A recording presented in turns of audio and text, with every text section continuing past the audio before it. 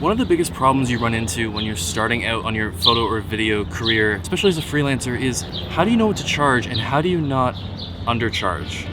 It's easy to say that, like, just know your worth and charge the proper value, but like, how do you actually figure that out? It's a lot more complicated than just knowing what you're worth. Especially when you're starting out, you don't really know what you're worth, and if you also aren't getting a lot of bookings and you're not doing a lot of work but you really want to, it puts you in a much more vulnerable position to be fine with accepting less money than you should because you just really want the work. So when someone says, oh, I'll do it for half of that price, you're fine with it because you need the work. So how do you know when to work for free? How do you know what you should be charging? And how do you get out of this rut of not charging enough for your time?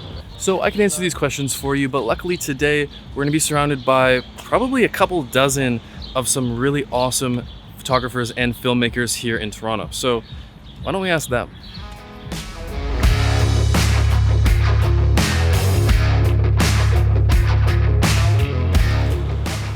Now, one thing you have to keep in mind is that this isn't something that's just going to go away. I've been doing this for years and I still sometimes struggle with how I'm trying to price myself because projects differ so greatly from each other that it's hard to just have a set rate for something unless you're in a very narrow niche and you're doing the exact same job over and over again.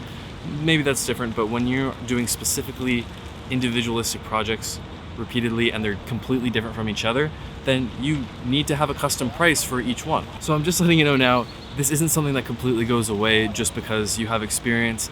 But that being said, having experience and the confidence that comes with experience absolutely helps with understanding how you're gonna price yourself. But even if you don't have a ton of experience, there are still a few things you can do to maybe try and help you get a more accurate price and get paid what you're worth. The biggest factor here is confidence, right? You need to be confident that you're worth a certain amount so that you can go to someone and say, this is what I'm worth. So step one to confidence is understanding why you can charge as much as you can charge. Keep in mind, photography equipment is expensive, so you've got to factor that in a little bit. You've got to factor in the amount of time that you're spending corresponding and planning things. You've got to take into consideration the time you're actually shooting, which is the one thing that most people think about. And then you also have to factor in travel time, travel expenses, and then editing time and delivering and revisions. These are all encompassed into your price. Plus, since you're an independent contractor, you don't get things like benefits because you do one-off jobs here and there. So you can increase your price because you're a contractor. And also, if you're in Canada, you have to pay into something called CPP. If you work for an employer, they have to contribute 5% and you contribute 5%. But when you work for yourself, you have to contribute 10% up to, I think it's in the $60,000s of dollars per year. So if you're making under $60,000 a year, which you probably are if you're starting out, then 10% of that, not including your income tax, is going to go towards CPP. So again, you can up your prices, add a little, 5% onto your prices because of that. Once you add all these things in together and you realize the true cost that you're putting in order to complete a certain project, it's a lot easier to be confident when you tell someone, I want you to pay $2,000 or $5,000 or $10,000 for a project.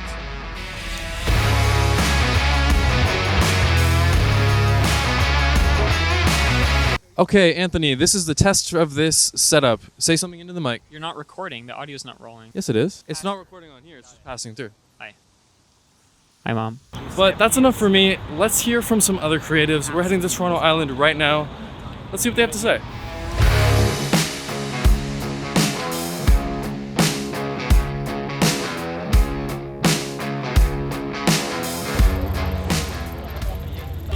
Just got off the ferry back there. Now we've got to find the secret meeting spot. Okay, we're gonna ask some people what their thoughts are on this. So what's your name and what do you do? I am Patrick and I am a freelance videographer. So when you're starting out, did you have trouble pricing your work? Honestly, that was the biggest issue that I had. I feel like a lot of filmmakers, videographers, photographers have that as an issue. So if you were to give beginner videographers or photographers some advice on that, on pricing their work, what would it be? When I first started trying to price my stuff, the common thing was to do hourly. It gets to a point where it doesn't make sense to do hourly anymore because as you get better, the experience gets better. It's not gonna take you as long to do the same thing. I try to start off with hourly, and if I feel like the experience kind of plays in, I try to add accordingly, depending on the value that I'm providing as well. Next, we've got Rich here. Rich, what do you do? I'm a professional photographer, freelance though right now, working for myself. So when you were starting out and even today, Do you ever have problems with like pricing your work and making sure you're valuing yourself properly? Yes, definitely. Yeah. Some clients especially will kind of lowball you just right off the bat. So for new creatives out there who are starting out and having trouble pricing their work, what would be some advice you'd give them? I think just be confident in your work, showcase it. I think is the best you possibly can. Like making good portfolios online, galleries, and really showcasing it the best you can. That's gonna be your best way to kind of get, I would get like your work to be shown as in the best value it possibly can. Just like being able to prove that you can do a good job. Yeah, definitely that. Okay, sitting on the sand. Oh, no, this is good. This is where I belong. What is your name? Amy. Amy, what do you do? I am a travel content creator and freelance writer. Cool. So when you were starting out, did you have any troubles with pricing your work and making sure you were valuing yourself and you're valuing your time properly? Definitely. So what would you recommend to new creators who are starting out and want to get paid for their work but are having trouble pricing it out? If you're going to do something for free, like have that be a one-time thing. I always do some research and ask around other people who are also doing content stuff and see like what are they charging, looking at doing even research on TikTok to see like what people are charging to get a good idea. Oh, gonna put the camera away. It's raining. No, that was good. Hello. What is your name? Becca. Becca, what do you do? I shoot a lot of rental properties, Airbnbs. So photo, video? A little bit of both, and some drone stuff as well. So when you were starting out, did you ever struggle with pricing your work and making sure you're getting paid enough for what you're doing? I feel like sometimes I actually still do. So what are some tips you would give to avoid that? Know your value, know your worth. What does that mean? I feel like there's a lot of factors involved because sometimes what I do, I'm like traveling to the place, depends on if you have to get models and like there's so many factors. So I think it's important to like let the client know that. I don't know. I wish I could add something else, but I'm like put on this spot right now, so I don't know. That's okay. That's pretty good. That's not wide enough. My cable is too short. Okay. What is your name? My name is Tiffany. Tiffany, what do you do? I am a photographer, videographer. I do a lot of weddings. I do some Airbnbs, some lifestyle work. So when you were starting out or even currently, do you ever have trouble pricing your work? Yes. I think my first wedding, I charged like $600 and I was working for like 16 hours that day. And it was like, I feel like obviously there's like this market kind of rate, but then also you have to think about like what it's worth for you. So like once you do it, you realize like I wouldn't do that for that low of money again. Yeah, exactly. I feel like it has to kind of obviously cover like the basics, like travel and accommodations, if anything. But yeah, aside from that, honestly, it's just figuring it out. And if you feel like you're overworking yourself, maybe that's time to kind of start charging higher again. Okay, what is your name? Stefano. And what do you do, Stefano?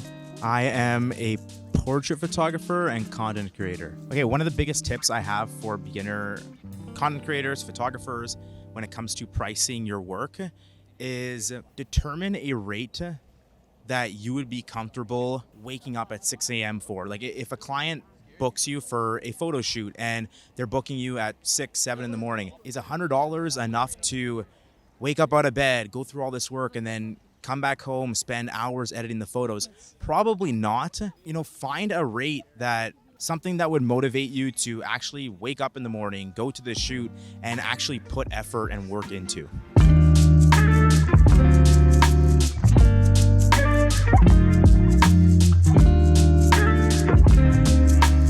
So an interesting mix of advice from a bunch of different creatives in a bunch of different fields.